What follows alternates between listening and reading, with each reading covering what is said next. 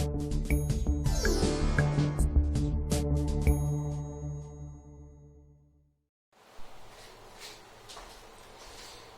बच्चों, तो आज हम स्टार्ट करते हैं क्लास 11th का फिजिक्स। पहला हमने टॉपिक लिया है Newton's law of motion. Newton's law of motion से हम स्टार्ट करते हैं। न्यूटन्स लॉ ऑफ मोशन के बारे में पढ़ेंगे, फिर फ्रिक्शन के बारे में पढ़ेंगे, देन आफ्टर हम उसमें work energy, collision, moment of inertia and rotation, इतना हम आपको नीट और जेईई की एग्जाम के पहले हम करवाने की कोशिश करेंगे आपको, क्योंकि ये पोर्शन डिफिकल्ट थोड़ा सा लगता है और यहाँ से लेंदी थोड़ा है, डिफिकल्टी का है थोड़ा लेंदी सा है, और बार बार यहाँ से question number of question arrive ज्यादा होते हैं। 4-5 क्वेश्चन आपके नीट में आ जाते, 5 क्वेश्चन 6 क्वेश्चन नीट में आ जाते हैं, या उससे भी 5-6 क्वेश्चन नीट में आ जाते हैं, और 3-4 क्वेश्चन तो आपके जेईई में आ ही जाते हैं, क्योंकि जेईई का क्वेश्चन कम होता है, 25 ही पूछते हैं, जबकि नीट में आपको 45 क्वेश्चन होते हैं। तो हम स्टार्ट करते हैं न्यूटन्स लॉ ऑफ मोशन से। आपको एक एक कॉन्सेप्ट में बारीकी से दूंगा, और देन आफ्टर हम उस पर जो क्वेश्चन पूछ रखे हैं प्रीवियस ईयर में वो हम करेंगे नीट और जेईई के, ठीक। और कुछ एससी वर्मा के सवाल उठा लेंगे हम, अच्छे क्वेश्चन, कुछ एनसीईआरटी के आपके क्वेश्चन ले लेंगे, जो अच्छे अच्छे क्वेश्चन जो प्रोबेबिलिटी इनकी पूछ सकता है, चाहे 2020-21 में, ठीक। तो हम देखते हैं न्यूटन्स लॉ ऑफ मोशन क्या होता है। न्यूटन्स लॉ ऑफ मोशन पढ़ने से पहले हम देखते हैं कि फोर्सेस क्या होते हैं। हम फोर्स से स्टार्ट करते हैं, ठीक। आपने पहले देख रखा है कि इक्वेशन ऑफ मोशन क्या होता है, अब हम फोर्स का देख रहे हैं, ठीक। तो फोर्स क्या होता है, जो चेंज करे, किसकी, जो चेंज करे और टेंस टू चेंज करे, किसको, inertial frame, inertial state of the body, inertial state को जो चेंज करे और टेंस टू चेंज करे। टेंस टू चेंज का मतलब क्या, चेंज करने पे हो। जैसे ये हम पढ़ते फिजिक्स में, सॉरी मैथ में आप पढ़ते हो, डेल्टा टी टेंस टू 0। इसका मतलब क्या होता है, डेल्टा टी टेंस टू 0 का मतलब ये 0 नहीं है, बट 0 होने वाला है। मतलब ये पॉइंट कितना होगा आपका, पॉइंट, ये अगर ये 1 डेल्टा टेंस टू 1 लिख देती है, कितना 0.999999 इस तरह से कुछ होगा, ठीक। तो हम ये देखेंगे एग्जैक्टली उस मतलब क्या, ये अप्रोच करेगा उस चीज को। तो फोर्स व्हिच चेंज और tends to change inertial state of the body is called as forces. अब इनर्शिया किसे कहते हैं, inertia property of the body होता है। प्रॉपर्टी ऑफ द बॉडी का मतलब क्या, प्रॉपर्टी ऑफ द बॉडी का मतलब क्या होता है, प्रॉपर्टी का मतलब होता है उसके मास पे डिपेंड करता है, यानी मास पे। अगर ज्यादा हैवियर कोई बॉडी है, अगर हैवियर बॉडी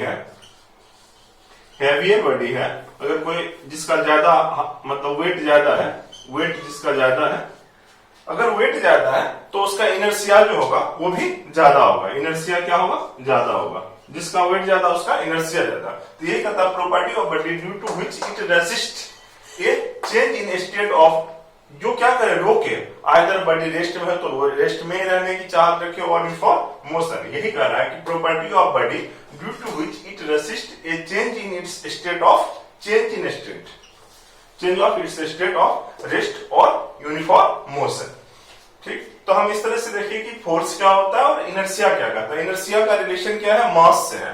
जिसे हम पढ़ते हैं पार्टिकल क्या होता है, पार्टिकल किसे कहते हैं, पार्टिकल हम उसे कहते हैं जिसमें क्या हो, ओनली मास हो। पार्टिकल किसे कहते हैं, जिसमें ओनली मास हो, नो डायरेक्शन, जिसमें क्या हो, डायरेक्शन नहीं हो, जिसमें नो डायरेक्शन। तो इस तरह से हमने पढ़ा कि पार्टिकल हम बार बार कहते हैं बॉडी है या पार्टिकल है जिसका मास m रहते हैं। पार्टिकल किसे कहते हैं, जिसमें ओनली क्या हो, मास हो, डायरेक्शन नहीं हो, उसे हम क्या कहते हैं, पार्टिकल कहते हैं। तो हम देखेंगे, अब स्टार्ट करेंगे न्यूटन्स लॉ ऑफ मोशन में। न्यूटन्स लॉ ऑफ मोशन में बस 3 ही चीज है, आप भी जानते थे। 3 लॉ है न्यूटन्स के, पहला first law of Newton's, second law, Newton's third law. इतने ही चीजें हैं न्यूटन्स लॉ ऑफ मोशन में, और इसी के बारे में पढ़ते हैं, जो कि क्लास 9 से हम पढ़ते आ रहे हैं। तो हम यहाँ पे देखते हैं इलेबोरेट करके कि किस तरह से होता है। तो हम पहले law of first law of motion के बारे में बात करते हैं, और वहां से देखते हैं कि किस तरह से हमें कॉन्सेप्ट अराइज होता है। तो हम इस तरह देखेंगे कि क्या क्या कहता है लॉ ऑफ मोशन में, क्योंकि डेफिनेशन कोई मायने नहीं रखता है, लेकिन फिर भी मैं आपको बता रहा हूं, क्योंकि क्लास 9th में तो आप पढ़ ही रखे होंगे कि फर्स्ट लॉ ऑफ मोशन क्या होता है ना। First law of motion, first law of motion किसे कहते हैं, फर्स्ट लॉ ऑफ मोशन क्या कहता है, कहता है everybody are continue in rest और यूनिफॉर्म मोशन। कोई बॉडी क्या होगा, आइदर इन रेस्ट और इन यूनिफॉर्म मोशन, रेस्ट में हो या यूनिफॉर्म मोशन में, यूनिफॉर्म मोशन,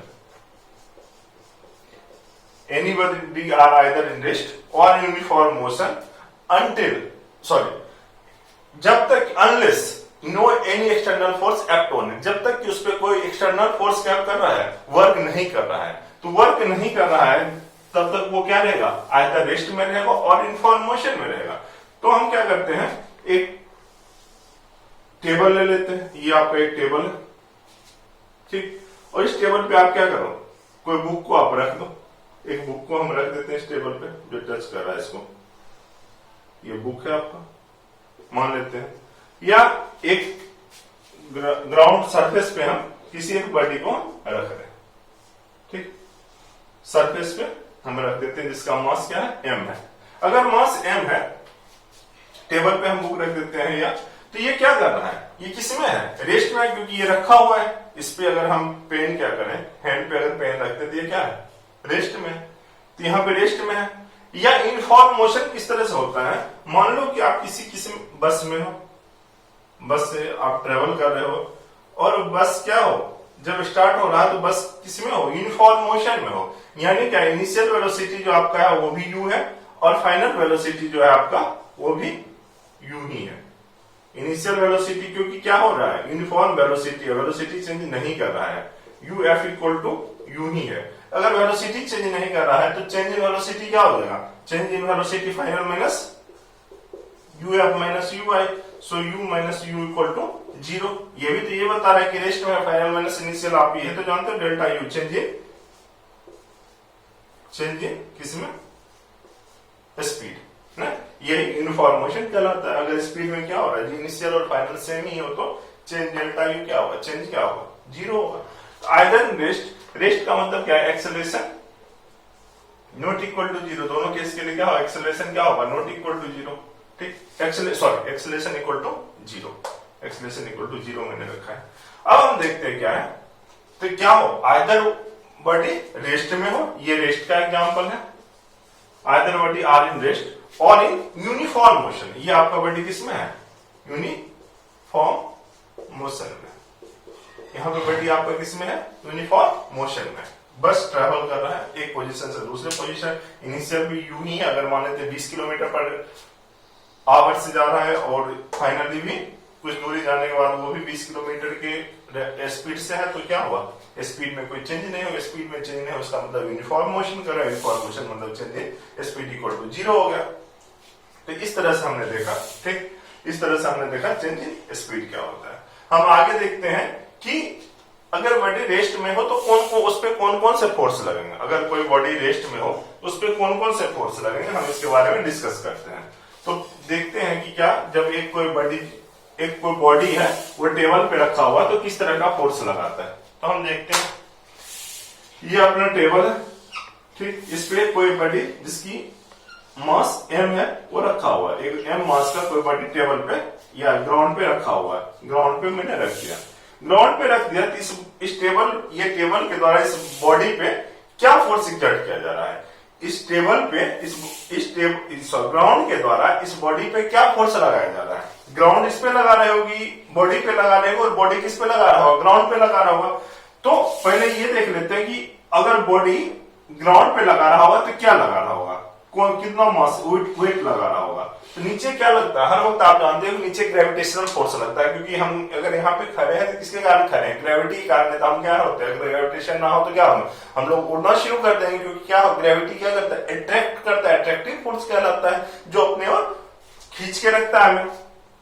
तो ये नीचे क्या लगेगा, मास तो है ही बढ़ेगा, इंटू क्या लग जाएगा, जी, m इंटू जी, जिसको हम क्या कहते हैं, वेट भी कहते हैं, जिसको हम क्या कहते हैं, वेट। हमें कौन नीचे अपने डाउनवर्ड कौन हमें पकड़ के रखा, कौन है, अगर ग्रेविटेशन ना हो तो हम पूरे नहीं, क्योंकि ग्रेविटेशनल फोर्स ही तो हमें है जो पकड़ के नीचे रखा हुआ है। तो क्या होगा, m इंटू मास तो इसका है ही, तो क्या लग रहा है, ग्रेविटेशन लग रहा है, m इंटू जी ग्रेविटेशनल फोर्स लग रहा है, जिसको हम वेट कर लेते हैं, w m into cross ji.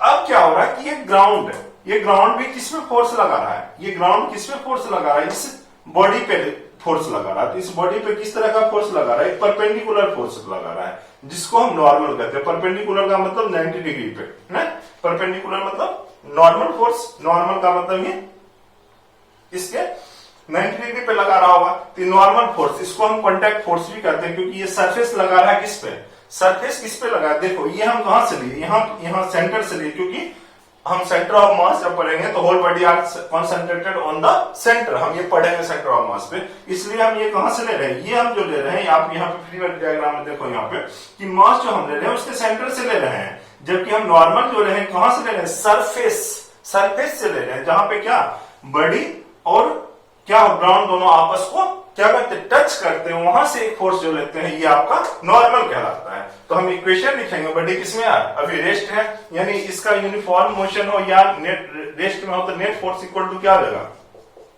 Net force equal to 0 हो जाएगा। नेट फोर्स क्या होगा, अगर एक्सेलरेटिंग बॉडी नहीं कर रही है तो अगर एक्सेलरेशन ही नहीं है बॉडी में, नेट फोर्स क्या होगा, 0 हो जाएगा। सो हम क्या लिखेंगे, एन, क्योंकि ये रखे हुए धरती के नीचे तो हम नहीं घुस रहे हैं, सो ज्यादा normal N minus M G equal to 0, so N equal to M G, N equal to M G. So हमने इस तरह देखा normal equal to M G होता है। तो क्या ये always normal equal to M G होता है, क्या ये ऑलवेज ट्रू है कि एन इक्वल टू जब नॉर्मल हो तो एन इक्वल टू हम एम जी लेंगे, नहीं, ये ऑलवेज ट्रू नहीं है। किस केस में ऑलवेज ट्रू नहीं है और किस तरह से ऑलवेज ट्रू नहीं है हम देखते हैं। एक वर्टिकल मैंने वॉल ले लिया, ये आपका वॉल है, अब यहां पे क्या हुआ कि एक बॉडी इस तरह से लगा हुआ है, अब बॉडी को मैंने वर्टिकली रख लिया, ठीक, इसका मास कुछ अभी भी m होगा, मान लेते हैं m मास है, या 5 केजी मास आप मान लो, 5 केजी मास आप मान लो, इसका 5 केजी है, यहाँ पे लिख लेते हैं 5 केजी मास है। अब इस केस के लिए हमें जो ग्रेविटेशनल फोर्स है वो किस तरह से लगेगा, ग्रेविटेशनल हर वक्त क्या लगता है, डाउन, वर्टिकली डाउनवर्ड लगता है, तो वर्टिकली डाउनवर्ड लगता है, वर्टिकली डाउनवर्ड मैंने लगा दिया, ये क्या होगा, m इंटू जी होगा। अब क्या हो रहा है कि एक फोर्स इधर से, एक फोर्स मैंने मान लिया कि 100 न्यूटन का एक फोर्स लग रहा है, एक फोर्स जो है वो 100 न्यूटन का लग रहा है, इसमें 100 न्यूटन का एक फोर्स लग रहा है, ठीक। तो नॉर्मल किधर लगेगा, क्वेश्चन ये है कि नॉर्मल किस साइड लगेगा। आपने देखा था नॉर्मल इधर लग रहा है, सॉरी मास वेट mg लग रहा है, ग्रेविटेशन का नॉर्मल ऊपर लग रहा है। इस केस में हम देखेंगे नॉर्मल किस साइड लग रहा है, तो नॉर्मल हम देख रहे हैं किस साइड लग रहा है, तो नॉर्मल हर वक्त कांटेक्ट फोर्स कहलाता है। कांटेक्ट कब होता है, जहां पे सरफेस और बॉडी दोनों आपस में मिलते हैं, वहां कांटेक्ट कहलाता है, और वहां से एक फोर्स क्या होता है, ग्राउंड लगाता है, किस पे, बॉडी, ग्राउंड लगाता है बॉडी पे, ग्राउंड बॉडी पे लगाता है, तो ये नॉर्मल कहलाएगा, परपेंडिकुलर। तो यहाँ पे क्या हो जाएगा, क्या ये mg के बराबर होगा, अगर m 5 लेते हैं और g की वैल्यू आप 10 ही ले लो एक मिनट के लिए, तो कितना होगा, 50 न्यूटन होगा। क्या नॉर्मल इक्वल टू 50 न्यूटन होगा या नॉर्मल इक्वल टू 100 न्यूटन होगा। यहाँ पे देखते हैं नॉर्मल, अगर फोर्स 100 इधर लग रहा है, फोर्स 100 इस साइड लग रहा है, नॉर्मल इसके अपोजिट डायरेक्शन में लग रहा है, अगर फोर्स इधर लग रहा है, नॉर्मल किधर लग रहा है, opposite direction, equal to 0, net force equal to 0, first law कहता है। So 100 equal to normal, normal equal to तो 100 न्यूटन होगा, तो ये mg क्या इसके बराबर हुआ, n इक्वल टू mg हुआ, नहीं, n इक्वल टू mg नहीं है, इसलिए हम ये नहीं कह सकते हैं कि normal equal to mg always होता है। पहला केस हमने देखा, इस तरह से हमने फर्स्ट लॉ में देखा, ठीक, जो क्या होता है कि कोई बॉडी अगर रखा हुआ है नॉर्मल mg, तो यहाँ पे mg हो गया, लेकिन क्या normal equal to mg always होता है, मैंने देखा नहीं होता, ठीक। इस तरह से हमने डिस्कस किया। आगे हम डिस्कस करेंगे सेकंड लॉ ऑफ मोशन के बारे में। सेकंड लॉ ऑफ मोशन क्या कहता है, ठीक, सेकंड लॉ ऑफ मोशन क्या कहता है, आप जानते ही हो कि rate of change of linear momentum, not momentum, momentum दो तरह के होते हैं, एंगुलर मोमेंटम होते हैं और लीनियर मोमेंटम होते हैं, ठीक। हम जब देखेंगे आगे लीनियर मोमेंटम और सॉरी एंगुलर मोमेंटम क्या होता है, सेकंड लॉ कहता है कि the rate of second law of motion, second law of motion के बारे में पढ़ते हैं। सेकंड लॉ ऑफ मोशन क्या कहता है, rate of change of linear momentum, not momentum, rate of change of linear momentum, rate of change of linear momentum is directly proportional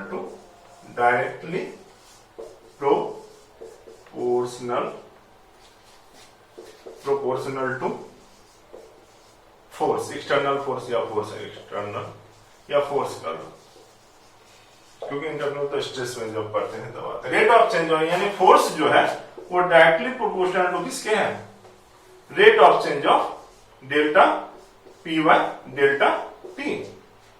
ये तो कह रहा था रेट ऑफ चेंज ऑफ, अच्छा change in linear momentum, change in linear momentum करा, तो change in linear momentum को किस तरह से हम डेल्टा पी से डिनोट करते हैं, चेंज इन लीनियर मोमेंटम को डेल्टा पी के साथ डिनोट करते हैं। और जब ये रेट लग जाता है तो रेट का मतलब होता है with respect to time, rate जब लग जाता है तो होता है विथ रिस्पेक्ट टू टाइम। तो आप rate of change of linear momentum is directly proportional to force, इस तरह से आप लिख सकते हो, ठीक, इस तरह से भी आप लिख सकते हो। अगर आगे हम क्या लिखेंगे, यहाँ पे हम देखते हैं क्या होता है, यहाँ पे आप हम सही से एक्सप्लेन करते हैं इसको।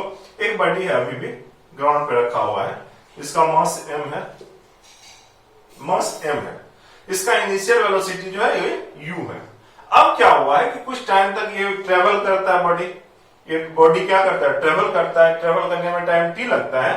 अब ये बॉडी कुछ यहाँ पे आ जाता है और इस समय इसका जो है मास क्या चेंज होगा, नहीं होगा, मास तो वही रहेगा, मास m है, लेकिन वेलोसिटी क्या हो रहा है, चेंज हो रहा है। वेलोसिटी पहले u था, अब वेलोसिटी v हो रहा है, वेलोसिटी अब v हो रहा है।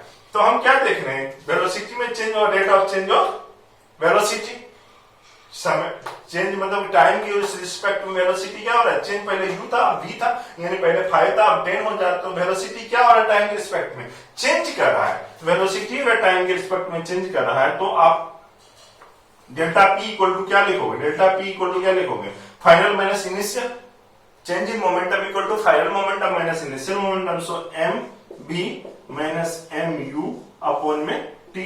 सो ये क्या लिखोगे, एम कॉमन ले लेते हैं, v minus U by T आप लिख दोगे। सो क्या हो जाएगा, m into B minus U by T को क्या लिखते हैं, change in velocity with, change in velocity with respect to time is called as acceleration, ठीक। सो सॉरी यहाँ पे टाइम तो अभी आएगा ही, ठीक। सो ये चीजें आप यहाँ पे पुट कर दो, ठीक। m b माइनस यू, यहाँ पे क्या है, चेंज इन वेलोसिटी, पहले इनिशियली क्या था, t इक्वल टू 0 यहाँ पे था, यहाँ पे t equal to t1 equal to 0 या t I equal to 0, t final equal to t। So क्या हो जाएगा, t माइनस 0, आप इसको लिख सकते हैं m into B minus U by T, change in velocity is called as acceleration m into A. So आप क्या लिख सकते हो, f बराबर, सो आप लिख सकते हो f बराबर m इंटू ए, ठीक, इस तरह से हम लिख सकते हैं, ठीक। अब इसका हम देखते हैं डिफरेंशियल फॉर्म क्या होता है, ये आप जानते ही हो। इसका मतलब आपको एक सेकंड में यहाँ पे एक चीज और इलेबोरेट कर रहा हूं सही से, आप देखिए। हम देखते क्या है कि ये बॉडी जिसका मास m है, यही तो है बॉडी है जिसका मास m है जो कि सरफेस पे, ठीक। अब ये क्या हो रहा है, एक्सेलरेट कर रहा है। एक्सेलरेट का मतलब क्या, एक्सेलरेट का मतलब क्या हो रहा है, change in velocity, change in velocity with respect to time is called as accelerated. तो अगर एक्सेलरेट कर रहा है तो इस पे फोर्स कितना लग रहा है, नेट फोर्स क्या होगा, F जो होगा, F नेट इक्वल टू क्या हो जाएगा, F इक्वल टू m में हो जाएगा। फर्स्ट केस में क्या होता है m, फर्स्ट केस में m क्या होता, सॉरी फर्स्ट केस में a क्या होता है, एक्सेलरेशन 0 होता है। न्यूटन फर्स्ट लॉ में अगर एक्सेलरेशन ही 0 हो जाएगा तो यहाँ पे क्या होगा, ये value F net equal to क्या होगा, 0 होगा। यहाँ पे बॉडी क्या कर रहा है, एक्सेलरेट कर रहा है, सो F बराबर ma हम लिख सकते हैं। तो इस तरह से हम ये लिखते हैं कि F बराबर ma। तो हम आगे देखते हैं इसका डिफरेंशियल फॉर्म, देखते हैं कि डिफरेंशियल फॉर्म में क्या होता है। तो आप जानते हो कि जब रेट ऑफ चेंज ऑफ, जब कुछ टेंस टू, अगर डेल्टा टी टेंस टू 0 होता है, तो आप डिफरेंट लिमिट में देख रखे हो कि मैथ जो मैथ लेके जो इंजीनियरिंग कर रहे हैं वो देख रहे होंगे कि डेल्टा टी टेंस टू 0 होता है लिमिट के केस में, तो क्या होता है, dp बाई dt हो जाता है। तो यहाँ पे हम क्या, f is directly proportional to किसके, dp बाई dt के हो जाएगा। सो f इक्वल टू किसके, प्रोपोर्शनली कांस्टेंट है, कांस्टेंट हटाते हैं तो उसके बदले में प्रोपोर्शनली हटाते थे कांस्टेंट लिखते हैं, कांस्टेंट k होता है, k इक्वल टू 1 मान लेते हैं। तो हम क्या लिखेंगे, dp बाई dt। अब हम जानते हैं कि लीनियर मोमेंटम इक्वल टू होता है m into V, p equal to m into V, momentum is a vector quantity, ठीक। So d by dt into m v, ये तो लिखेंगे।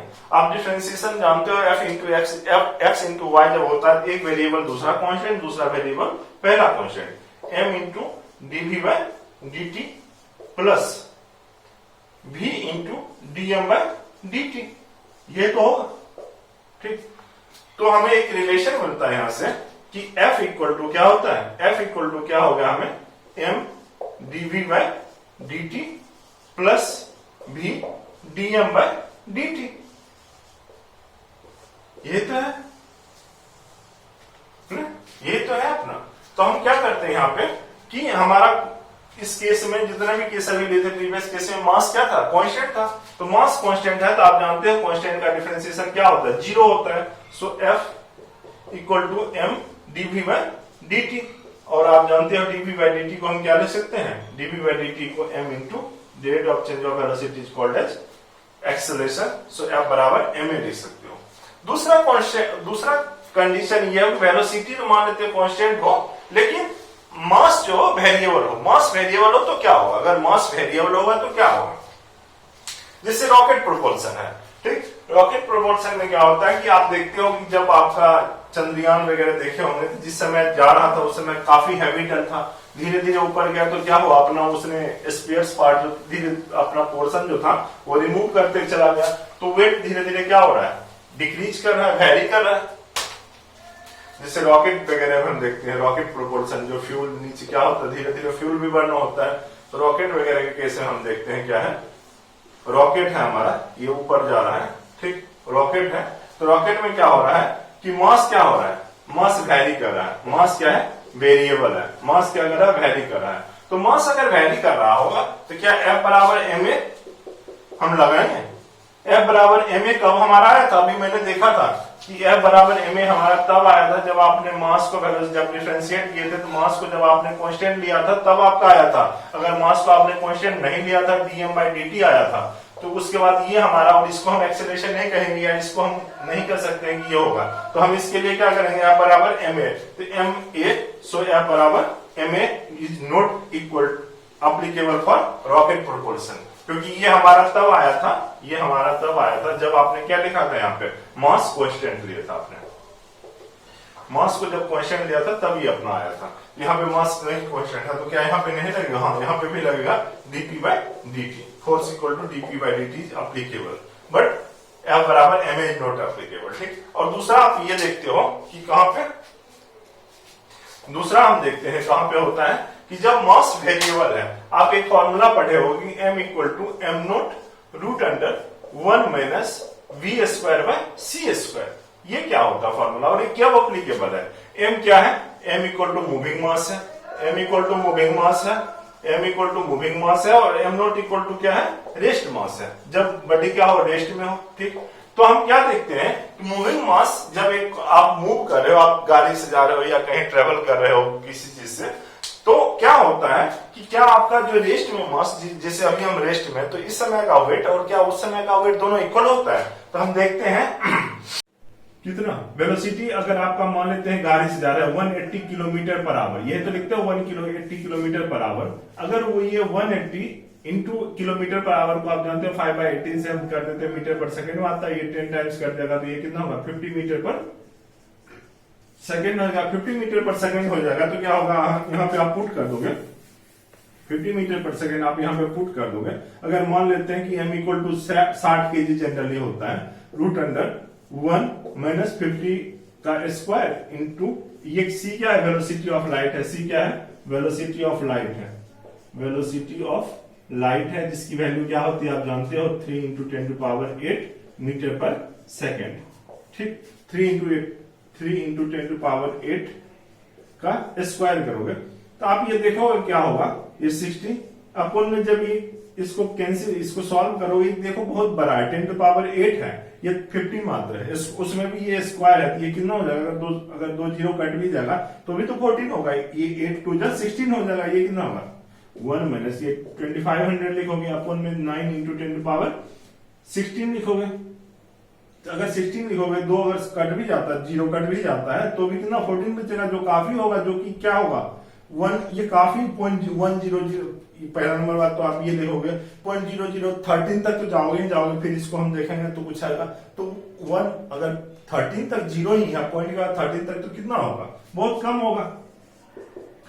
तो m 1 पे कितना 1 सॉरी यहाँ पे देखते हैं, तो 1 पे क्या इफेक्ट पड़ेगा, इस 1 पे m इक्वल टू 60 अपॉन में 1 माइनस 0.00000013 तक जाएगा। सो क्या फर्क पड़ेगा, कोई फर्क नहीं पड़ेगा। अगर फर्क भी पड़ेगा थोड़ा बहुत फर्क पड़ेगा 60 पॉइंट, अगर उतना सॉल्व करोगे 0000 कुछ इस तरह से 1 इस तरह से कुछ हमारा वैल्यू आएगा, तो कोई खास फर्क नहीं पड़ता। लेकिन यही वेलोसिटी, जब यही वेलोसिटी यहाँ पे हम देखते हैं इसको अचीव कर ले, वेलोसिटी ऑफ लाइट पे अचीव कर ले, v इक्वल टू अचीव कर ले, ठीक। यानी 10, जैसे हम जानते हैं कि mass of speed of electron 10⁶ या 7 मीटर पर सेकंड के आसपास होता है। इस तरह के केस में देखेंगे, इस तरह के हम केस में देखेंगे तो क्या होगा, जब यहाँ पे पुट करोगे 10⁻, ये वेलोसिटी होता है इलेक्ट्रॉन का, और c इक्वल टू क्या 10⁸ होता है। जब आप इसको सॉल्व करोगे तो ये क्या होगा, m अपॉन में m0, क्योंकि मास ऑफ इलेक्ट्रॉन आप जानते हो 9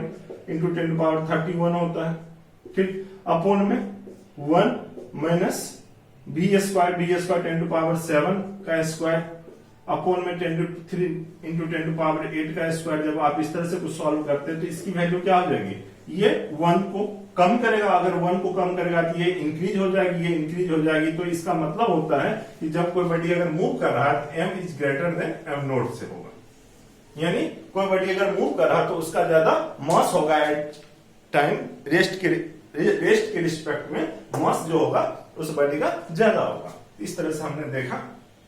और इस केस में भी F बराबर ma is not applicable, F बराबर ma नॉट एप्लीकेबल, क्योंकि यहाँ पे मास क्या है, वेरिएबल है। तो इस तरह से हमने न्यूटन सेकंड लॉ के बारे में देखा, ठीक। कुछ क्वेश्चन इसके बाद में हम करेंगे, पहले एक बार हम सारे लॉ देख लेते हैं, इसलिए मैं ये कर रहा हूं कि एक नजर में हमने सारे लॉ को हम देख लेते हैं, देन आफ्टर हम इस पे सारे क्वेश्चन एक एक करके बनाएंगे। थर्ड लॉ क्या करता है, न्यूटन थर्ड लॉ क्या करता है, action and reaction are equal in opposite direction. Third law of motion, third law of motion क्या करता है, ठीक, एक्शन एंड रिएक्शन आर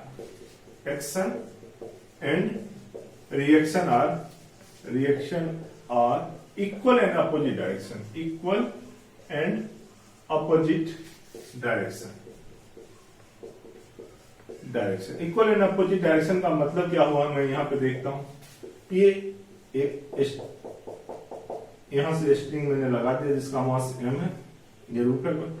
अगर इसका मास m है तो नीचे क्या लगा रहा होगा, यहाँ सेंटर से नीचे क्या लग रहा होगा, mg लग रहा होगा, m इंटू जी लग रहा। जबकि ये स्ट्रिंग है, अगर नीचे लग रहा है mg तो ऊपर स्ट्रिंग में क्या लग रहा है, टेंशन लग रहा होगा।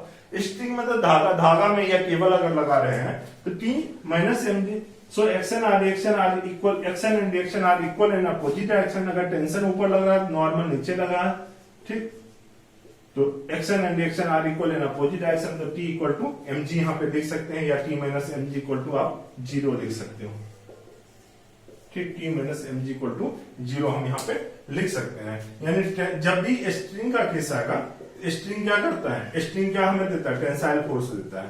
स्ट्रिंग जब भी आता है टेंसाइल फोर्स देता है, और जितना स्ट्रिंग होगा उतना टेंसाइल फोर्स होगा। यानी हर केस के लिए अलग अलग टेंसाइल फोर्स है। यहाँ पे हम देखते हैं, यहाँ पे देख लो, यहाँ पे कोई धागा लगा हुआ है, इससे m1 मास है और यहाँ पे m2 मास है। तो आपको मैं ये यहाँ पे कंसीडर करवाना चाह रहा हूं कि जितना धागा होगा, जितना धागा अलग अलग होगा उतना टेंशन लगेगा। यहाँ पे T1 लगेगा, यहाँ पे T2 लगेगा। यानी अलग अलग धागा होगा तो टेंशन अलग अलग लगेगा। ये हमारे कहने का मतलब। अगर धागा एक ही होगा, हम जैसे पुल्ली के केस में देखते हैं कि पुल्ली लगा हुआ है, यहाँ पे m1 मास है और यहाँ पे m2 अगर मास है, ठीक, यहाँ पे m1 m2 है। धागा तो एक ही है, पुल्ली से लगा हुआ है तो यहाँ पे टेंशन सेम होगा। यहाँ पे टेंशन आप जो लगा रहा होगा, ये एक दूसरे पे टेंशन जो लगा रहा होगा सेम लगा रहा होगा। लेकिन यहाँ पे धागा क्या है, अलग अलग है, तो टेंशन T1 और T2 यहाँ पे हम लेंगे, ना कि इसमें T1 और T2 लेंगे, क्योंकि सेम धागा, एक ही धागा से दोनों कनेक्टेड है। बट यहाँ डिफरेंट स्ट्रिंग से क्या है, दोनों अलग अलग, या केबल से क्या है, कनेक्टेड है। तो इस तरह से हमने न्यूटन थर्ड लॉ के बारे में हमने पढ़ा, first law, second law, third law. हम नेक्स्ट क्लासेस में हम देखेंगे कि इस पे जो क्वेश्चन बनते हैं किस तरह से बनते हैं। यही आपके syllabus Newton's law of motion में है। और इस तरह से जब पुल्ली का क्वेश्चन क्या होता है, जब स्लाइडिंग क्या होता है, इंक्लाइन प्लेन पे क्या होता है, लिफ्ट वाला केस क्या होता है, तो हम एक एक केस करके हम सब पे डिस्कस करेंगे। तो आज के लिए इतना ही। 11th क्लास का मैंने आज से शुरू कर दिया। अगर कोई जानकार है तो आप उन्हें लाइक और शेयर कर, उनको शेयर कर दीजिए ताकि वो भी देखें, तो उनका भी इससे अगर समझ में आए तो सही रहेगा। तो thank you for your watching.